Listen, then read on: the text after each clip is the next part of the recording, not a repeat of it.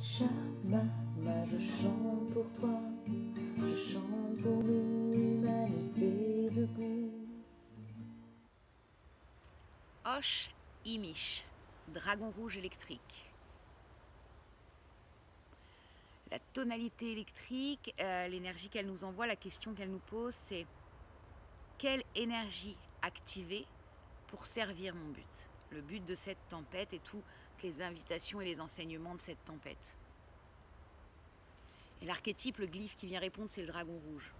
Le dragon rouge, c'est l'archétype de la mère universelle, c'est celle qui prend soin.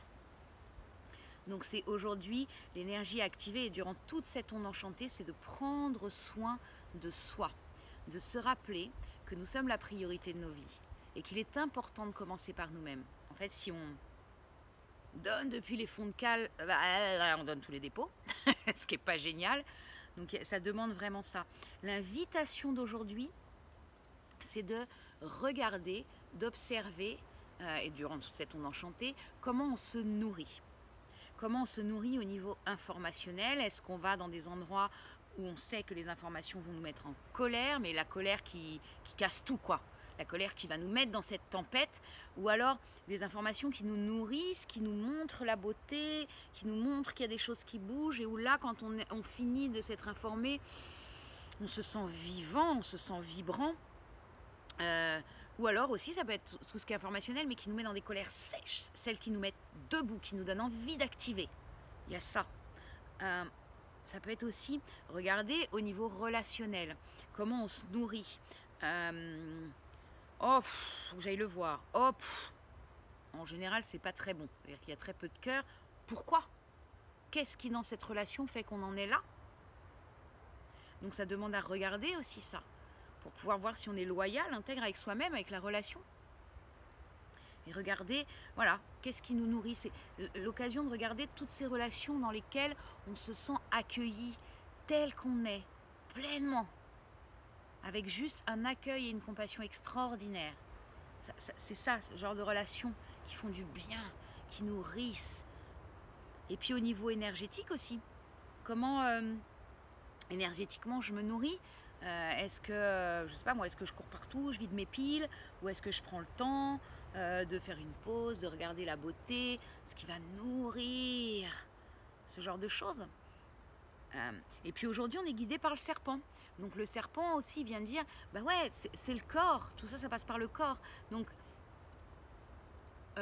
utilisons, vivons avec notre corps pour pouvoir voir ce qui est bon pour nous ou pas. Il vient nous amener aussi la nourriture physique, le serpent.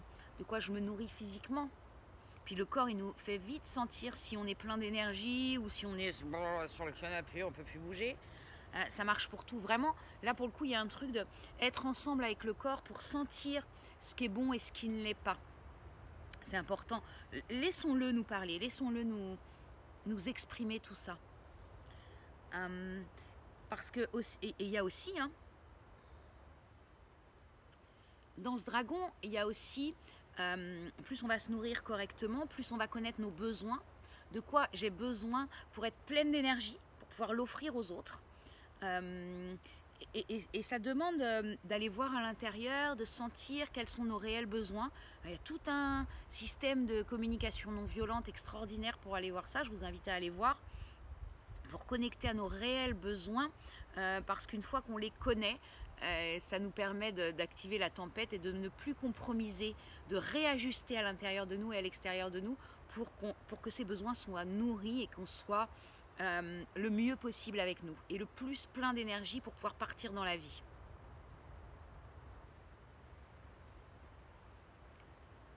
En analogue, le copain de récré, on a le miroir blanc. Le miroir blanc, il va permettre au dragon d'aller voir les besoins, d'aller à l'intérieur, d'aller voir toutes les facettes de soi, d'aller les nettoyer. Il vient aussi dire au dragon, allez, on remet les choses dans l'ordre. On garde l'ordre infini des choses. Alors, qu'est-ce qui a besoin d'être mis dans l'ordre? Est-ce que je donne, ça c'est la sagesse de l'ombre du dragon, est-ce que j'ai tendance à trop donner à l'autre, tellement l'autre est tellement au service de l'autre que je suis capable de me mettre à terre énergétiquement, et c'est donc pas du tout équilibré. Est-ce que je prends et je prends que pour moi et jamais je donne? C'est pas équilibré non plus. Ce miroir, il va permettre ça. Regardons-nous pour voir ce qui est bon et ce qui n'est pas bon pour nous, qu'est-ce qui nous nourrit bien, qu'est-ce qui nous nourrit moins bien. Il y a ça, c'est le discernement aussi. Discerner les besoins auxquels j'ai cru parce que c'est des besoins sociétaux, de je ne sais quoi. Et en fait, mes besoins, moi, c'est pas les mêmes. Et puis, ils n'ont pas la même forme que le besoin du voisin. Donc, il y a ça dans ce miroir. En antipode, il y a le singe bleu. Le singe bleu, donc l'antipode, hein, celui qui vient nous titiller afin de nous faire bouger les choses pour qu'on s'alchimise et qu'après, ok, j'ai compris, c'est un moteur.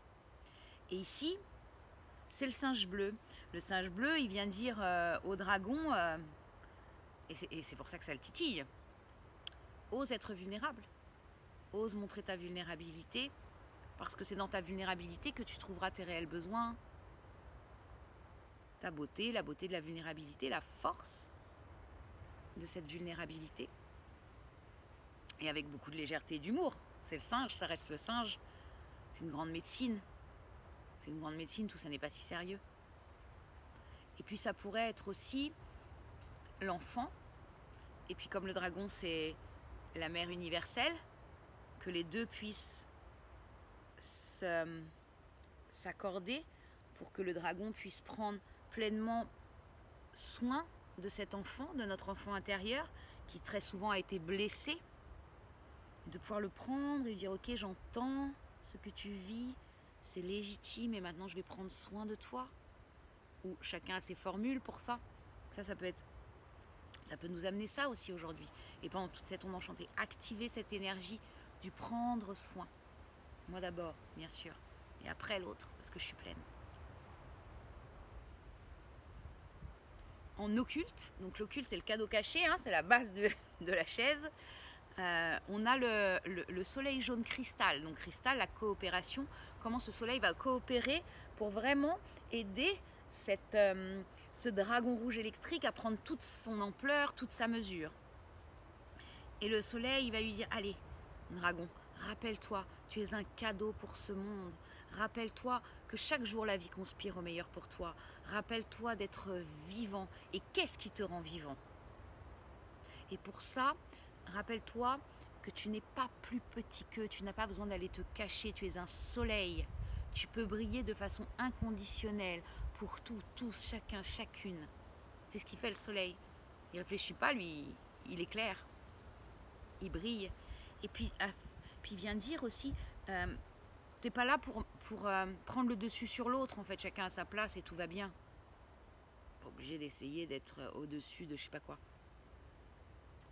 Et puis il dit, en allant voir tes besoins, ça permet aussi de nettoyer toutes ces parts de soi qui n'ont plus d'utilité.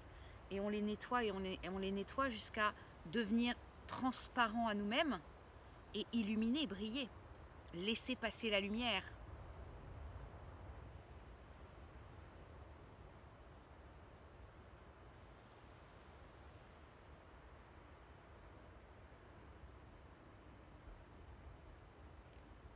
Je crois que j'ai fait à peu près le tour, en tout cas de ce qui vient ici dans l'instant.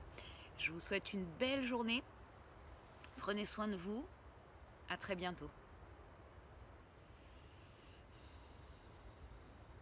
In Lakesh.